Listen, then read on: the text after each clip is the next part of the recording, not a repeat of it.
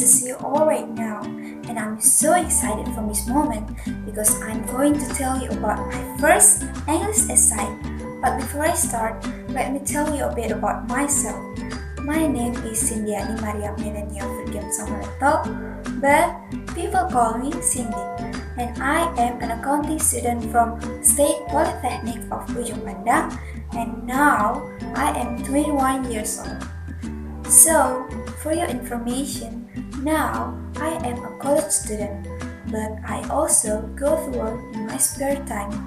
So, in this time, I want to share you all about my experience that I had when I go to work. So, it was happened 1 year ago when I was in a accountant position, and at the time, my financial manager asked me about one problem that happened in my company, and that was about the stock or inventory that company has. She asked me about the solution or how to fix the stock or inventory differences when we get the differences on physically count and computerization count. And she also asked me about how to manage it to decrease the more stock, but at the time I answered that question with my basically knowledge from my vocational high school. I just say, I don't know well how is it. So when that time I still remember it, I tried to find out how to answer or what is the solution with that problem. But guys, did you know why am I telling you this, or why am I telling you about my experience? So, this is because now I know the answer. I know what is the solution to manage the inventory in a company, and this is what I will talk about. It is about the accounting inventory method that we can use in a company. Well, let's turn our attention into the material. So, by this goal, we have three main topics that we can talk about. First is we have to know what is or the definition of inventory, and the second is we will talk about the importance of inventory management, and finally we will know about the accounting inventory method that the company uses. So let's get started with the first topic. The first topic is about the definition of inventory. Well, there are a lot of inventory definition by a lot of sources or experts' opinion to know about inventory. But I take this definition to make you all simply and easily understanding about what is inventory. It is by Sitayo Witajolema that say inventory is stock materials which can be raw materials, work in process goods, finished goods, and spare parts. And supporting opinion by Aka and Garza that say inventory is also an asset owned by a business that has the express purpose of being sold to a customer or to render services. By this definition, we can take the point about inventory is one of the important assets in a company, which can be one of the primary sources of income for any organization, because without inventory items, there is no production and services. Okay, let's move on to the next topic. Well, as I said before, that the second topic is about the importance of inventory management.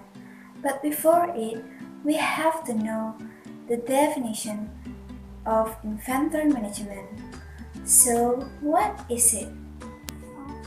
Well, we can know the definition of inventory management from Muhammad et al. That said inventory management refers to all activities involved in developing and managing the inventory levels, either the inventory is raw materials, semi-finished material, or finished goods, so the adequate supplies must be always available and the firm must make sure the cost of over or under stocks are always low.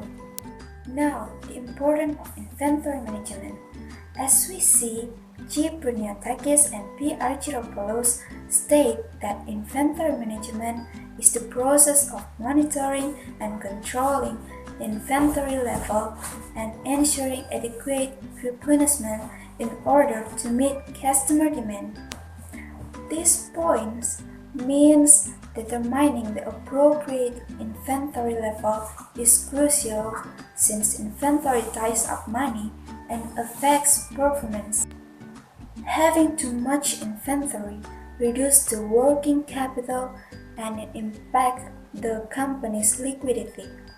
On the contrary, having too little inventory leads to stock outs and missed sales, which leads to less profit. It becomes clear that management attention should be focused on keeping inventory level somewhere in between, striving for increased customer satisfaction and minimum stock outs, while keeping inventory costs as low as possible. Okay, I'll move on to the last point is about the accounting inventory method that we can use in a company.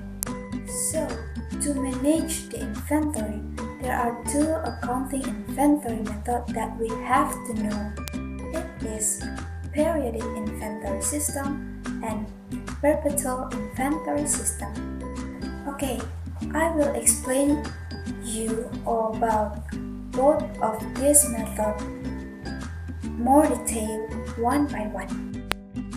The first is the periodic inventory system.